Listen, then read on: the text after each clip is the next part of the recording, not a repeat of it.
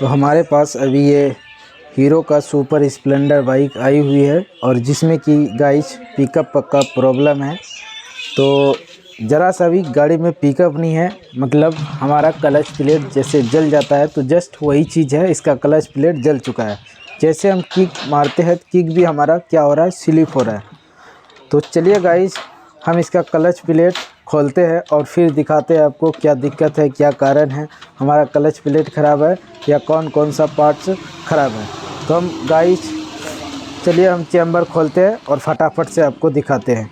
तो हमने क्लच वाला चैम्बर को पूरा असेंबली बाहर निकाल दिया है और इसी के साथ साथ हमने क्लच कटोरा जो होता है बैलेंसर, उन चीज़ों को भी हमने बाहर निकाल दिया है और उसी के साथ साथ हम क्लच का जो स्प्रिंग होता है उन चीज़ों को भी हमने खोल दिया है।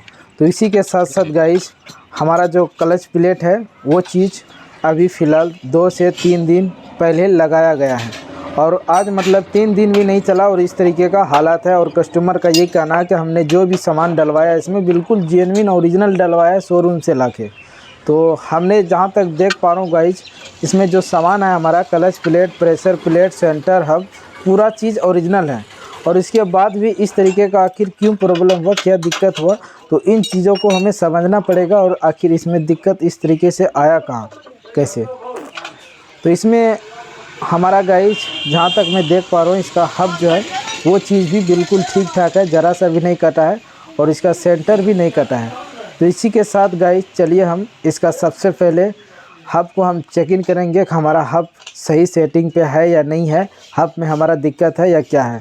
तो ज़्यादातर जो हमारा दिक्कत होता है अगर क्लच में हम लगाते हैं या लगाते समय भी हम कभी कभी क्या होता है हम क्लच प्लेट पूरा असेंबली लगा देते हैं पर क्या होता है हमारा उस तरीके का पिकअप नहीं होता है।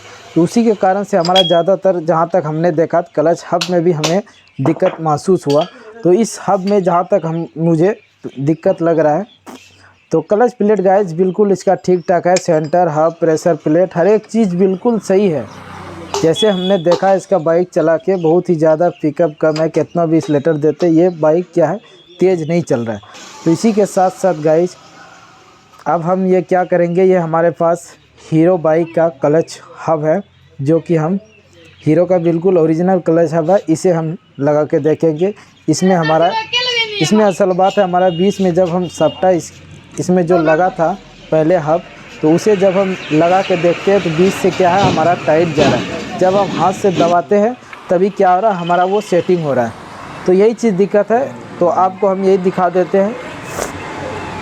और क्लच हब की जहाँ तक बात करें थोड़ा मॉडल में भी अलग है, आप देख सकते हैं। हालांकि जैसे हम इसे अंदर डालते हैं तो क्या हो रहा है हमें थोड़ा ताकत लगाना पड़ता है तब ये चीज़ अंदर जाता है। तो इन चीज़ों में भी हमारा बहुत ही हल्का प्ले होना चाहिए इस सापट में। जैसे कि अगर हम पूरा चीज़ लगाते हैं क्लच हब तो यही हमारा देख सकते हैं आप, जो कि हमारा ये चीज़ का फिनिशिंग जो है ये बिल्कुल मस्त है। जिस तरीके से हमारा काम करना चाहिए सापट में और थोड़ा प्ले भी होना चाहिए तो वो चीज़ इसमें है। तो यही चीज़ हम सेटिंग करने वाले हैं। तो हमारा जो दिक्कत था गाइज वो क्लच हब में ही दिक्कत था, जो कि इस तरीके का हमें प्रॉब्लम था। अगर ऐसे हम बाइक चलाते हैं 2 दिन 3 दिन और अगर चल जाता तो इसका क्या होता, हमारा क्लच प्लेट सेंटर हब ये सब जितना भी हमने डाला था ओरिजिनल डलवाया था वो सारा चीज़ हमारा ख़राब हो जाता और हमें बहुत ज़्यादा पैसे की नुकसान हो जाता। तो चलिए गाइज अब हम इसी हब को लगाने वाले हैं। तो वीडियो बहुत ही इंटरेस्टिंग वीडियो है। तो जब भी आप क्लच प्लेट या सेंटर हब और ऐसा ना सोचे कि हमने ओरिजिनल लगाया है तो इसमें हमें देखने की ज़रूरत नहीं है, जैसे मन तैसे हम फटाफट से लगा देते तो वो काम हमें नहीं करना है। अगर ओरिजिनल भी है गाइस तो ओरिजिनल में भी हमें दिक्कत होता है। तो वो हमारा पहले वाला था और ये हम अब लगाने वाले हैं।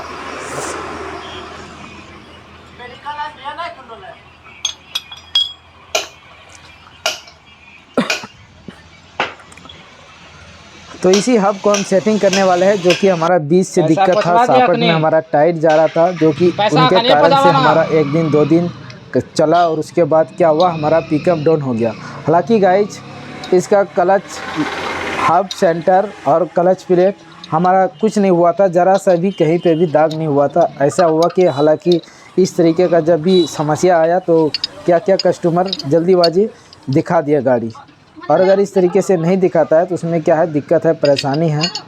और जब भी आप क्लच सेंटर को लगाए तो इसमें एक टाइमिंग होता है जो कि बिंदी का निशान, उसे भी आप देख के हमें लगाना चाहिए। नहीं तो वो भी अगर आप देख के नहीं लगाते हैं, ऐसे वैसे लगाते तो उसमें भी क्या होता है, हमारा सेंटर आउट हो जाता है और उसके कारण से हमारा क्लच फिनिशिंग नहीं होता है। और उस तरीके जैसे हमारा पिकअप जिस तरीके से होना चाहिए तो उस तरीके से हमारा पिकअप नहीं आता है।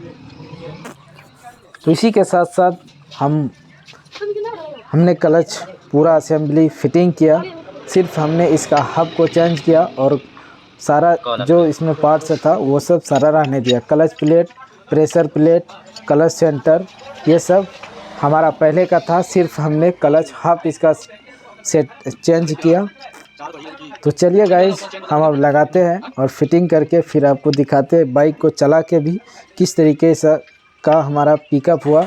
बिल्कुल नया जैसा पिकअप आएगा, अब ज़रा सा भी कोई कमी नहीं होगा।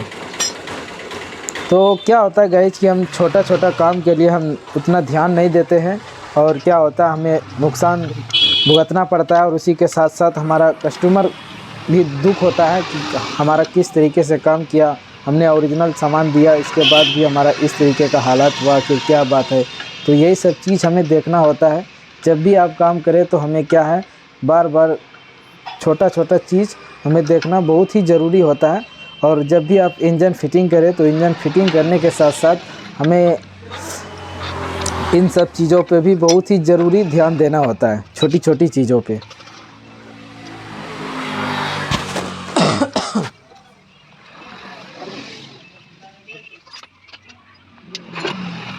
तो हालांकि गाइज हमने पहले आपको नहीं दिखा पाया, तो हमारे पास जब बाइक आया तो हमने इस तरीके का हालात देखा तो हमने सोचा कि इसका क्लच प्लेट जल गया होगा, तो हमने फटाफट से इसे खुलवा दिया और आपको हम चला के नहीं दिखा पाए। तो उसके लिए मैं सॉरी कहता हूँ आपको। तो हमारा पैकिंग बिल्कुल ठीक ठाक है, ये सब सारा पार्ट्स न्यू है बिल्कुल। और जहाँ तक गाइज इंजन ऑयल का बात करें तो इंजन ऑयल हमारा काला हो गया है, मतलब ख़राब हो गया है। इंजन ऑयल हमें चेंज करने में ही बेहतर है। तो आप देख सकते हैं हमारा बाइक जो है वो किस तरीके से गनगना के आगे बढ़ रही है एकदम तूफान में। तो जो कहिए गाइज, हमारा बाइक बिल्कुल कंप्लीट हो चुका है एकदम, बहुत ही मस्त पिकअप, हर एक चीज़ लाजवाब है। तो इसी के साथ गाइज आज के वीडियो में इतना ही। अब मिलते हैं अगले वीडियो में, तब तक के लिए थैंक यू। और हम जाते जाते हमारे चैनल को ज़रूर सब्सक्राइब कर दीजिएगा।